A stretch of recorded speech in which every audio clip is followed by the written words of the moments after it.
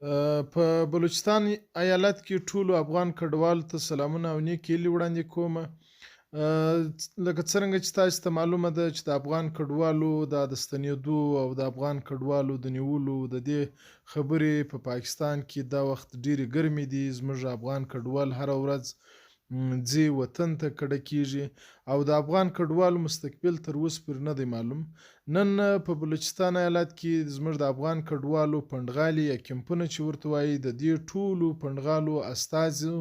په افغان کمیشنریټ کوټه چمن او سیند کې د افغان کمیشنر ارباب طالب صاحب په مشرۍ د یونیسیار د پروډکشن د څانګې مسؤل او دارنګه د یونیسیار نور چارواکي او د افغان کمیشنري کم چارواکي چې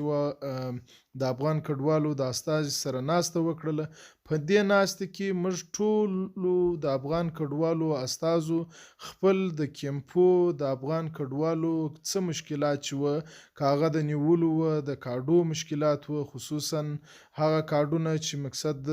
ریجکټ سوي دي، د ای سی سی کارډونه وه، د پی او ار کارډونه وه، دا ټول په تفصیل باندې د کمیشنر صاحب او د یونیسیار د چارواکو سره شریک سوله. او په دې کې دا خبرې هم ورته وکړلې چې ټول افغانان یو افغانان دي، هغه که د پی او ار کارډ هولډرز وي یا د ای سی سی هولډرز وي. کم مراعات چې پی او ار کارت ته ورکول کیږي دغه رقم د آی او ایم د مؤسسې یا د ادارې دا ذمواري جوړیږي چې دغه د ای سی سی کارت هولډرز ته هم باید دغه رقم مراعات ورکړل شي. او بل کوم چې د پی او ار کارت درلودونکو ته کم مراعات ورکول کیږي چې $315 دوی ته د چکین د پاره ورکول کیږي. دغه ډالر چې دی دا کفایت نه کوي. که فرضاً دی ځي وطن ته خپل په خوښه باندې هلته دی نه روزګار پر کوی سي، نه مځکه پر رانیوی سي او نه د سرپناه جوړولی سي. نو د یونیسیار دا ذمواري ده چې کوم زموږ افغان کډوال تللي دي یا اوس روان دي باید یونیسیار و دې ته ترجیح ورکړي، هلته دوی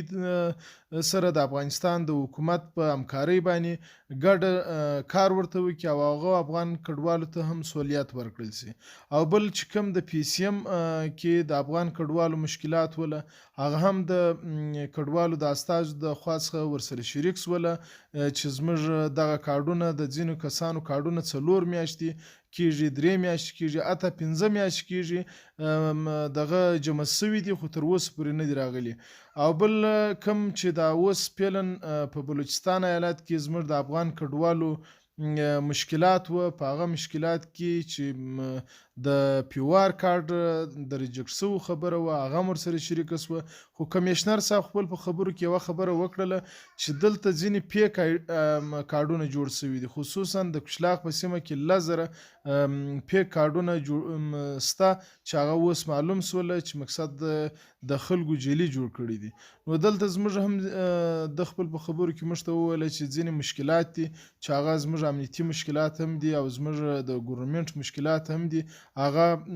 په خاطر باندې موږ مجبور یو چې حکومت اقدام وکړي. او بل پاتې سو عمومي د افغان کډوالو چې کوم د ستنېدو خبره ده هغه تر اوسه پورې نه حکومت وقع کړې ده او نه ریجکټ کړې ده. یعنی خبرې روانې دي د سفران د وزارت د خوا څخه د وفاقي حکومت د پرایم منسټر صاحب سره او د نورو اعلی چارواکو سره پوه سولې چې افغان کډوالو ته یو داسې حل لاره جوړه سي چې تر څو دوی خپل سرمایې هم انتقال کړي که فرضاً ستنېدل وي او دوی د خپل کاروبارونه او د خپل روزګار پوه سولې په ښه توګه باندې دا 40 کلنه کومه قربانتوب چې دی هغه باید په خوشحالۍ باندې ترسره سي او دوی وطن ته واوړي. نو دغه زموږ مشکلات چې وه دا مو ټول د یونیسیار د چارواکو سره شریک کړله. خو بیا هم زموږ د دغه ویډیو د لارې څخه پر ټولو د یونیسیار پر چارواکو باندې دا غږ دی چې تاسې چې زموږ افغان کډوال کوم مشکلات دا وخت په پاکستان هیواد کې لري باید تاسې هغه دلته ورال کړئ او که څوک ځي وطن ته هلته باید د دوی د سرپناه دپاره د دوی د بیا آبادۍ دپاره ځکه دوی ژوند د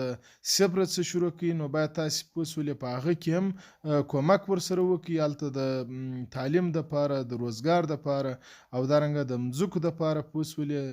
سیسټم ورته برابر کړي د افغانستان د اسلامي امارت سره په ګډه باندې تر څو افغان کډوال په خپل خوښه باندې ځي وطن ته او هلته خپل ژوند پیل کړي. مننه.